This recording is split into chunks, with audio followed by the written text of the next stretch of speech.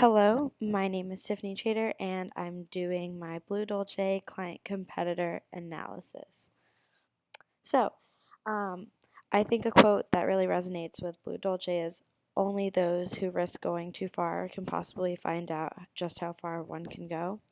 And this is mainly about how the fashion that they have in the store um, really resonates with their brand. And so Blue Dolce is a store that just recently opened about a year ago, and they are on Fairbanks and not on Park Ave like a lot of their competitors. And their market overview and position and reputation is that they are in the Winter Park area, specifically on 544 West Fairbanks Avenue. And there are about 12 other stores surrounding the area, such as For Emma and Impeccable Pig, which I will be going over.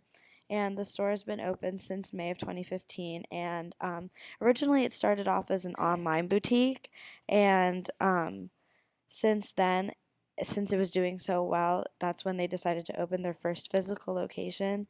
And the thing is that it's in a very competitive market because there are a lot of boutiques in Winter Park, and but their one plus is that they have more followers than the other competitors. Um, that have been around for a lot longer, reasonably priced compared to other stores on Park Ave, and they have a different variety of clothes than from their competitors. Like they have more beachy styles, and they make it a point to get their clothes from specifically from the West Coast and from places such as Bali and other tropical places that other stores don't get their clothes from. And their location separates the themselves from the other stores, because on Park Ave you could just walk up and down Park Ave, but to go to Blue Dolce you actually have to like go there since there's nothing really surrounding it except fiddlers. So the competitor overview I am going over for Emma Boutique and Impeccable Big Boutique. I linked both of their websites, but I'm not going to click on them because you could just do that later. I have pictures of the stores. Over here is for Emma, and over here is Impeccable Pig. And for the competitor overviews, the for Emma is a professional brand, and it's known for their quality customer service. Um, and they have a very appealing social media page and have a 4.9 star rating on Facebook. They've been the go to boutique on Park Ave for years, and I've heard this from word of mouth from women um, that has been like the main source of like getting your clothes from. Everyone used to get their clothes there. I remember my freshman year, that's where everyone got their clothes from. And then their cons is they don't have a very strong following considering the location. And while they are known for like quality customer service, it could rub some people the wrong way. I have over here a picture, and the Yelp review claimed that the sales associate was very pushy and caused them not to visit again. Um, and also, based on word of mouth, the quality of the clothes wasn't worth the price. So it was almost as if it was like the Forever 21 of Park Ave without the low prices. And next, I have the Impeccable Pig. Their pros are there were only positive comments on Yelp about the store, and it was rated 4.3 stars on Facebook. And it also has multiple locations across the nation, 9 specifically, and they carry well-known brands such as O'Neill and Billabong.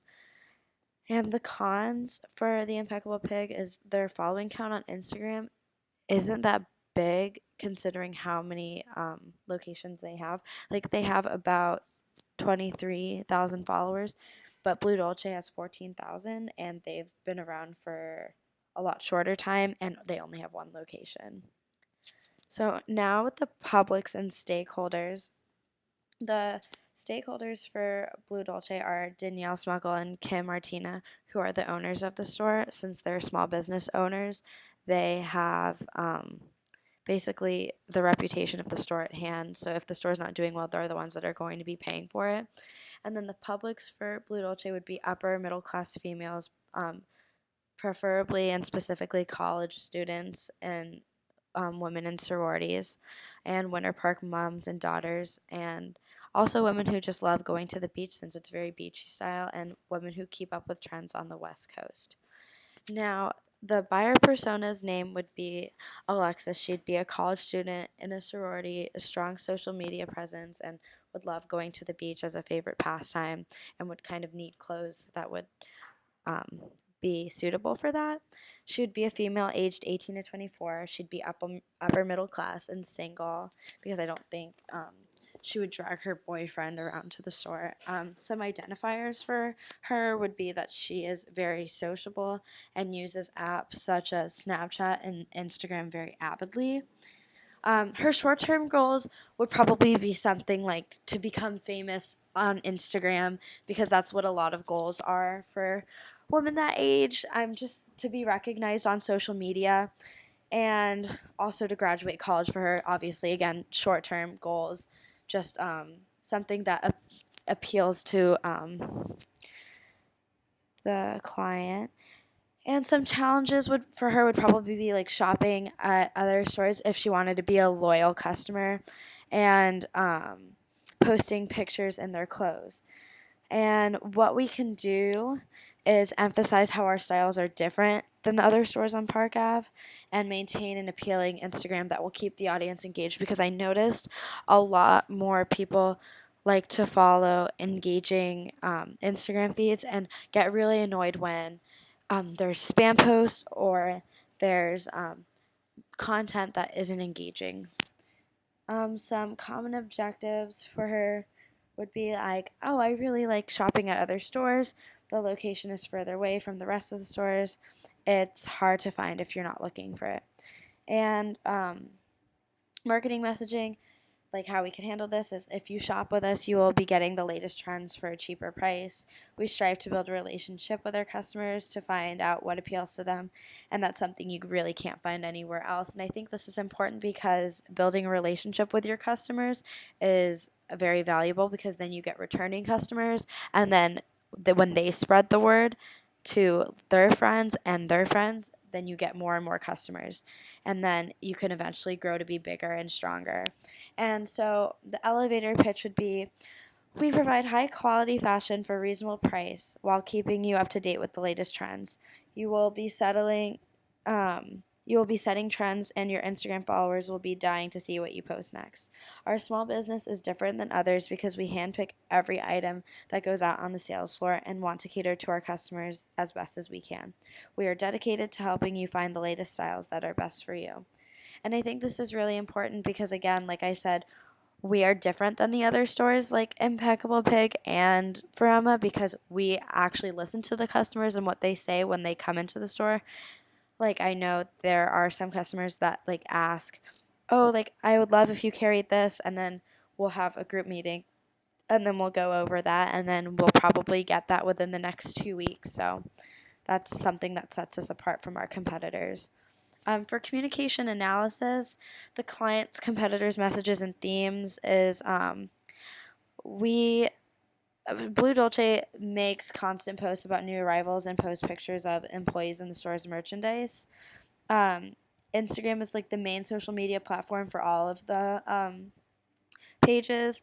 The constant following and unfollowing is what has been annoying followers, and as you can see over here, for Emma doesn't spam post, and I can tell you right now that I've seen like this picture over here. I don't know if you can see my mouse, but it's the picture of the girl front and back picture, and I've seen that picture 4 times already. And so this needs to change, and this is something that I'm going to be working with them very closely because you will lose followers if we do this, and then it just makes the brand look tacky. So the communication evaluation, I have pros and cons for my client and the competitors. The pros would be I noticed before that Blue Dolce had an ad friend page, and I've worked really hard with the owner to change that, and now it's a Facebook page that updates frequently. But the con would be that the ad friend page is still there and is still something that comes up when you search Blue Dolce. And then also con, which can be easily fixed since it just is something that was implemented, only has 1,000 followers. For Emma, it has 4.9 stars on Facebook, but the con is that it's an unofficial Facebook page and it has bad reviews on their Facebook page, which doesn't make them look good. And since it's an unofficial page, you can't see how many likes are on the page. And it just, you can see in comparison from the Blue Dolce page and the Impeccable page that it looks very different. And then for the Impeccable Pig, it has a large follower count on their Facebook page and they have positive reviews, but their con is that this page is for their Dallas location only and it is not updated frequently. Now, over here I have a picture of a screenshot of all the store's websites, and they all look very similar. So there are no really like major complaints there. They all have a home menu, new arrivals menu, and then where you can find the clothes. So no complaints there. That's where they share very big similarities. Message recommendations would be to post photos of celebrities in the store's merchandise and repost photos of the customers and implement brand ambassadors. They introduced it, but they haven't really done a good job implementing what they have with them. Like, we'll be like, oh, you're hired as a brand ambassador, but then none of their pictures are posted on the Instagram and they haven't been like following through with that. So I also think that's something I need to work very closely with them into implementing, because I feel like brand ambassadors would be very helpful, especially since women are very word of mouth communicators. So if someone sees on their friend's Instagram that they're wearing these really cute clothes and like the on the other end the girl's getting those cute clothes for free and basically just getting paid clothes to advertise for the store, it could really help boost the store's reputation. And I also want to work really hard to developing an aesthetically pleasing page, because like I showed in the previous slide, the page just doesn't look put together at all and it's very annoying. So channel recommendations would be to delete the ad friend page on Facebook without losing the followers. So I think what I'm going to do is ask them to put like this page instead, like so that way all the friends can see that, and then deactivate the friend page eventually and then just start from scratch. And then also add a Snapchat account and stop with the constant unfollowing and refollowing on Instagram.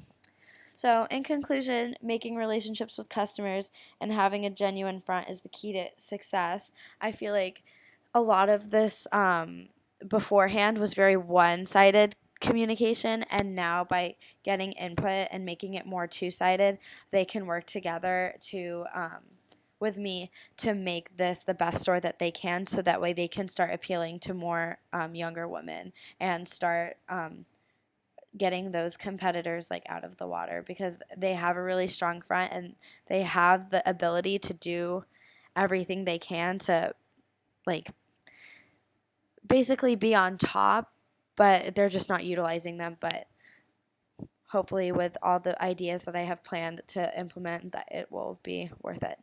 Thank you.